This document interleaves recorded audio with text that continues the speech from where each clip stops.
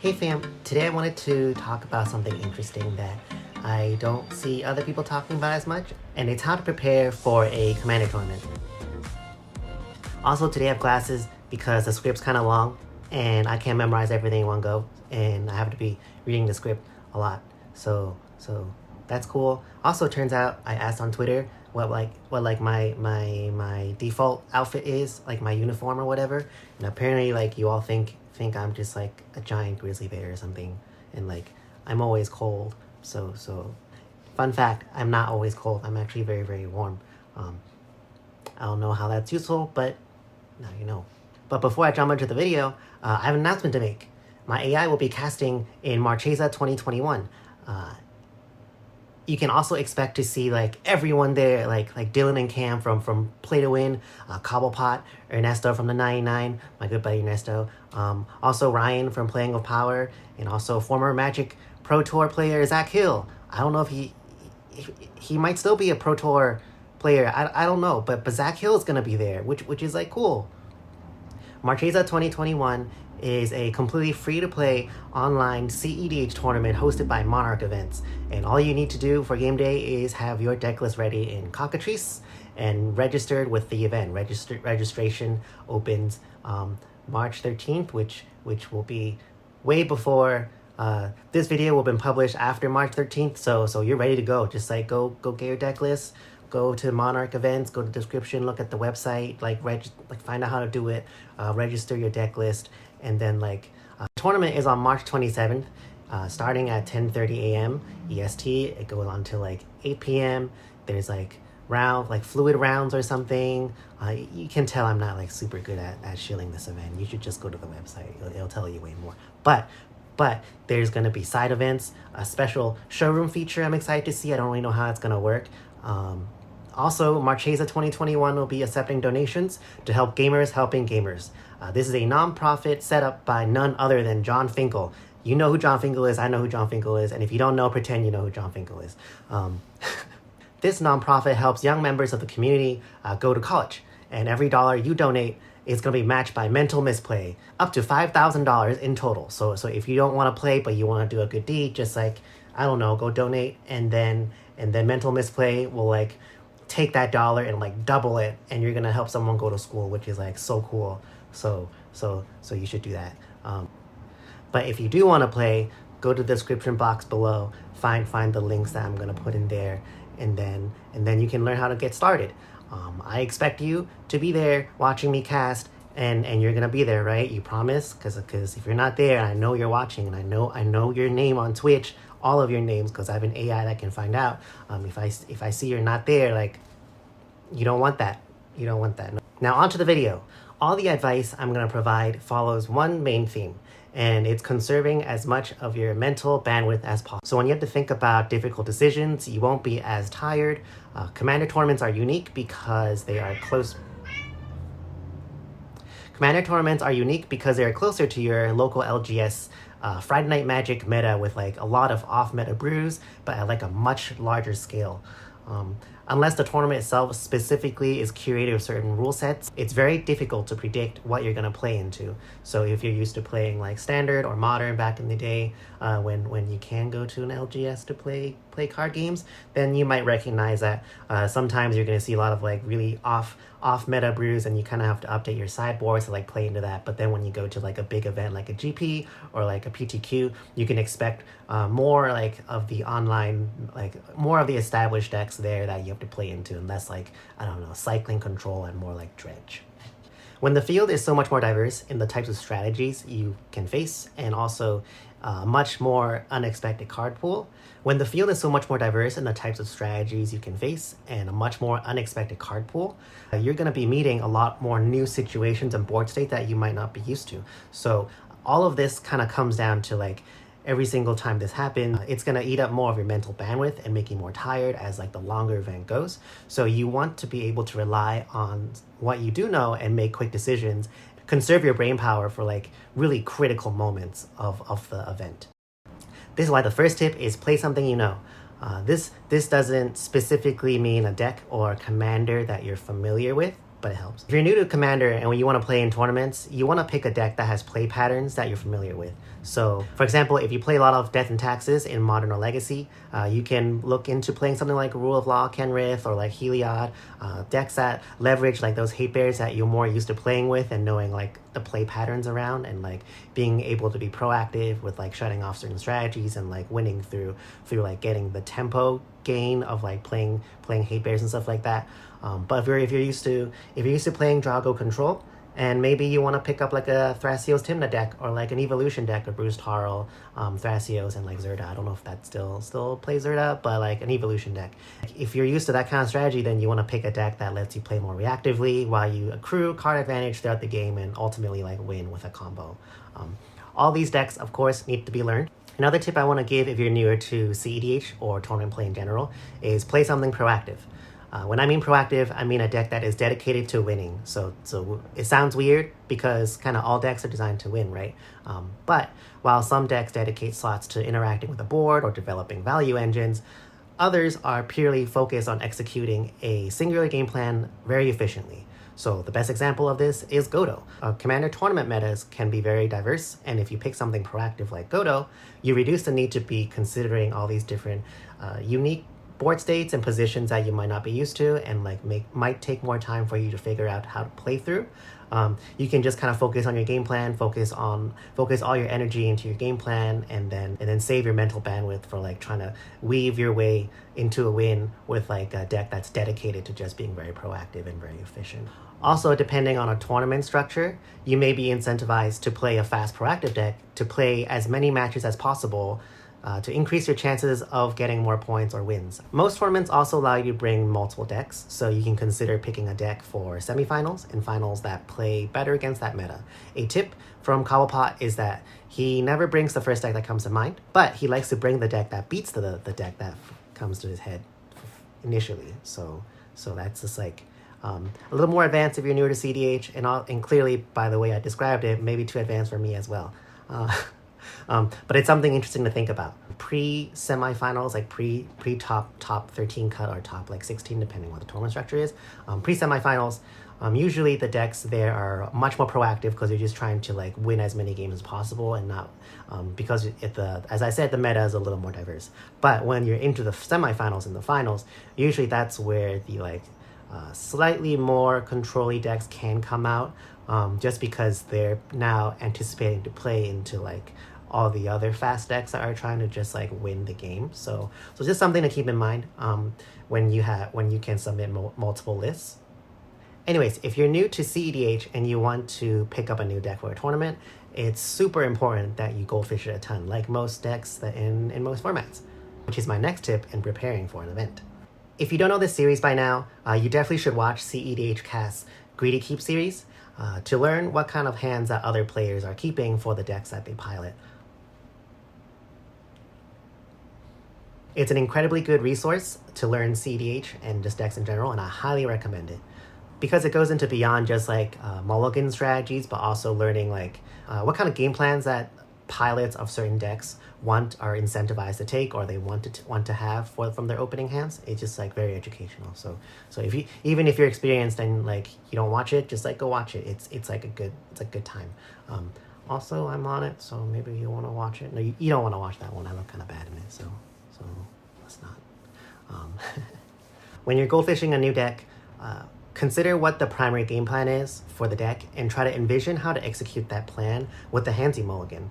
I recommend mulling a ton of hands and getting really, really greedy with it when you're goldfishing. Take some risks and get rid of the hands that are simply okay and just playable. Learning exactly what hands can truly accelerate and support the deck's strategy and the deck's win will prevent you from getting tired when you start each game, because once you know exactly what kind of hands you're looking for, it makes mulliganing very, very easy, because you can just kind of like compare like, well, I know the hand should look like this, and if it doesn't look like this, is it keepable, is it not, what is it missing? When you're goldfishing on your own, that's the kind of thing you want to look out for, is learning like kind of testing the limits of how well this deck can mull, what kind of thing it's looking for, and what truly like works well for its strategy. I've seen players kind of goldfish in a decent hand and say like, oh, that's a keepable, I'll keep that. But because you're not playing a game, you should learn like, can you go down to 5 or 4 with this deck. Some decks can and some decks can't. I'm kind of rambling here, so basically like just Goldfish a lot. I don't know. When you're envisioning each game with the hands you keep, it's also good to take this moment and practice think first, act second. A long time ago when I really started to refine my play for Cinestra Gigantha, something I really focused on was thinking through the entire sequence or turn before executing all of it. A common play pattern is kind of like thinking, then acting, then thinking, then acting throughout your turn. So like playing a card, then kind of like looking at your board state and thinking again what to do next. When you really should be thinking about like thinking through your entire play line and then executing that line once you've agreed on it. So in practice, what this sounds like is looking at my hand and thinking, what land do I fetch to support my turn 2, turn 3 play? I remember when I first doing this exercise with my buddy Vice from Ramp Gang, we spent like about 40 minutes looking at like a hand or two and kind of talking through like the nuances of like, especially for Cinestra because the 5 color deck, what kind of lands you want to fetch out so that we can kind of smoothly curve into the game plan and like also from that point be thinking exactly like what are we fetching with Cinestra, what turn are we winning. The point of doing all of this is really to streamline this process and build a heuristic. So building a heuristic is basically just kind of like having you get used to doing certain actions so you don't have to spend as much time thinking about it. So going back to like mental bandwidth, right? So by the time you're playing in a tournament, you're reducing the mental bandwidth again because these small tasks like fetching and planning just feel so natural to you. So a lot of times when I'm playing Cinestra now, like I don't really have to think about what land I have to fetch. Sometimes it bites me in the ass, but most of the times I don't because I'm just used to like, all right, I generally know I need, looking at this hand, I'm not even really thinking that much looking at the cards in my hand and thinking about the lands. I just kind of know from like the experience of like goldfishing it a ton, practicing and playing that like I have this heuristic just seeing like these cards, my brain is just telling me like get this land and get that land afterwards. That's enough tips about playing the game. Prepping for the tournament in the setting is also equally as important. So before you dive into a tournament, it's good to set realistic goals to achieve with each event. So for example, when I played my first tournament, the Best Boy Cup, my goal was simply just to like get at least 2 wins, which I achieved, which is cool. Then at Oktoberfest, my goal was to break into top 13, which I also did. So that's very satisfying. And this is not like me shilling or whatever or like flexing. They're just examples.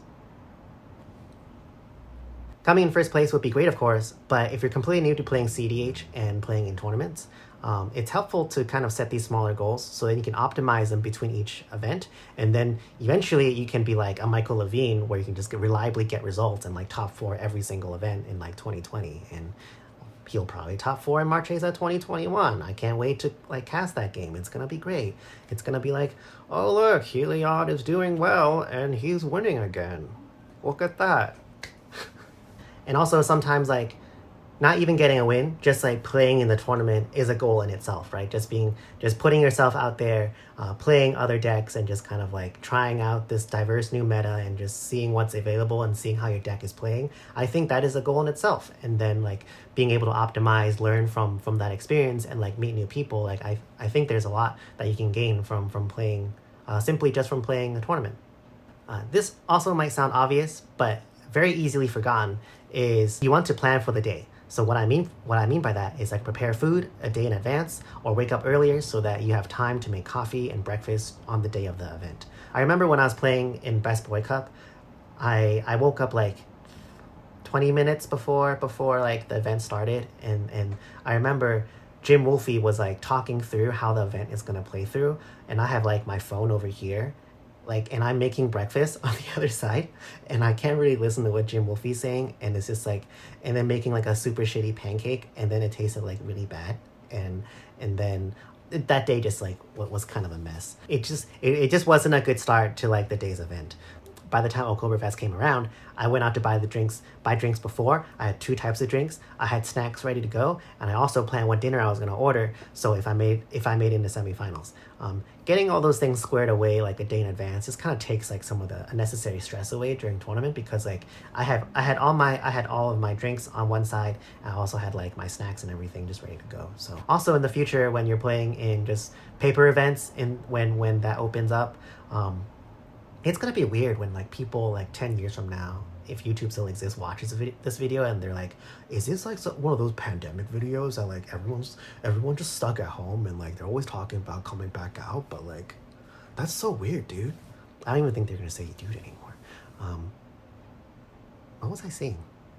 Also, fun fact, Michael Levine likes energy drinks more than coffee. I double fist White Claws and coffee, so like, just get what you like. I remember what the point I was trying to make is in the future, not even for like EDH, online EDH tournaments, when you go out to play like in a GP or like a really long event outside of your house, it's just good to have like a bag of like chips or something in your bag, because there's going to be so little time for you to eat. Like sometimes you just need like, not chips, but like nuts or like other things that can give you energy that is also healthy. Take care of that body, y'all. All right, so talking about the day before the event, I find it really helpful not to play or practice the day before the event. A few of the tournament players of the community have mentioned that they practice a ton the week before and usually take the day before the tournament to relax their mind. Some of them like to do yoga and meditation. I personally had like a 30-game losing streak the week before Oktoberfest, and it felt super bad. And instead of trying to break that streak before the event, I just like stopped playing like for a week. And I just like chose to relax and then wanted to start the event fresh. At that time, I also made this video that I show a lot. I think it's very useful. I'm gonna like point it up here or up here, depending where YouTube wants to put it. I'm not very good at this. Is dealing with losing streaks, and making that video helped me realize like, because even though I had a 30-game losing streak, it doesn't mean like I have to kind of like recuperate from that. It's just like treating every single game as its own thing. Treating the day as its own thing. It's not completely unrelated to the fact that I lost 30 times in a row. Just like kind of starting it fresh was like really helpful. So yeah, if you haven't seen that video, I think you should watch it in general, even if you're like not a big loser like me. I think it does have things that's like useful to most people playing Commander, even so I would just check it out. Lastly, the most important thing, and I know this is gonna sound so dorky, but I'm gonna say it anyways, is the most important tip is to have fun. Because even though a tournament feels like a much more competitive setting, it's easy to give yourself a lot more pressure and stress to do well. As NSL champ Cinestra, I can't even say his name like seriously or like properly in a video. I'm gonna read a quote from him right now. I'm gonna do my best Cinestra impression. I think becoming at peace with myself helped me sleep a lot better and have a lot more clear of a mind going into the finals. Rather than like stressing about losing, I was a lot more focused on playing the game and just doing the best we can do, because that's all we can do. And I really think that helped a lot. He doesn't sound anything like that. I'm actually not used to hearing Cinestra talk like normally. Normally the way Cinestra talks to me, or the way I hear Cinestra, is when he's like, "Oh, rebel," or like when we're playing Magic and he's doing his politics, like, "Oh, I can't win now. I can't win. You destroyed my heuristic study. Oh, I can't believe you. I can't believe that you destroyed my heuristic study. And now I'm just gonna like have to draw cards normally. I can't even win. Like I have blue, black in play and just like 2 cards in hand, and like I'm just gonna play this Thess Oracle like just for value. I can't even like, don't even bother countering it, guys. Trigger on the stack. I'll play console.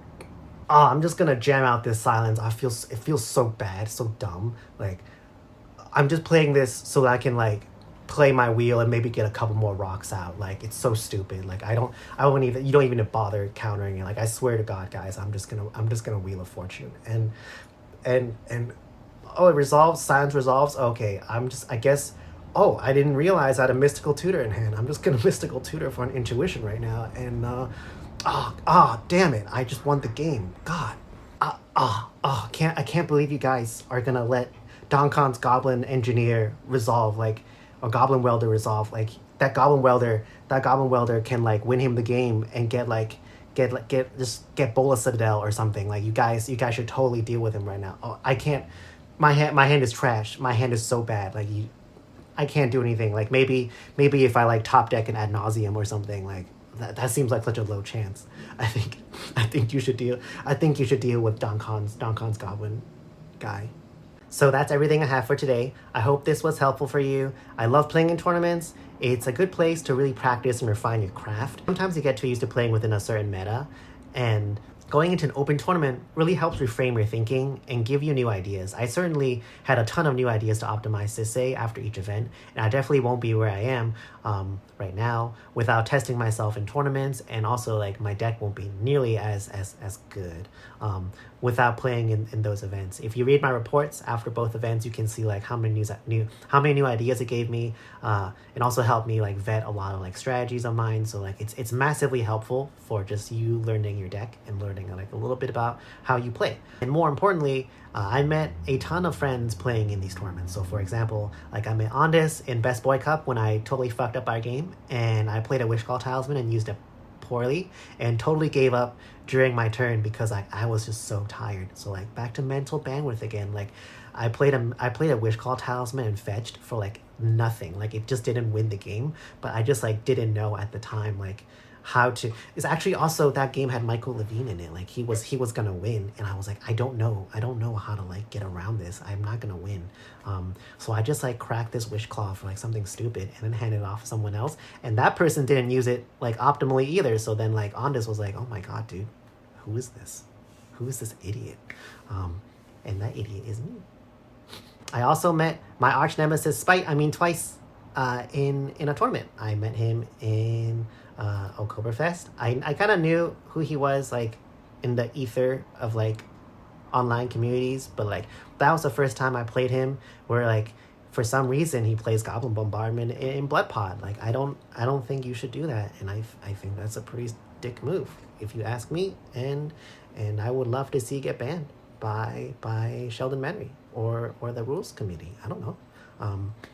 But yeah, back to the video. I made him lose points too, so I'm happy. Like that game everyone drew except for him, so like eat it. Tournaments are a blast, and you should definitely try them out, especially if they're free, like Marchesa 2021. And if you're interested, you should definitely try playing in a tournament. If you're watching from the future, like just pretend I just said Marchesa 2022 or something. I don't know how long our human race can last, but let's hope it can last till 2022. I don't know yet. From March 2021, it seems kind of crazy. But that's it. That's kind of dark. So I will see you guys next week. Bye, bye.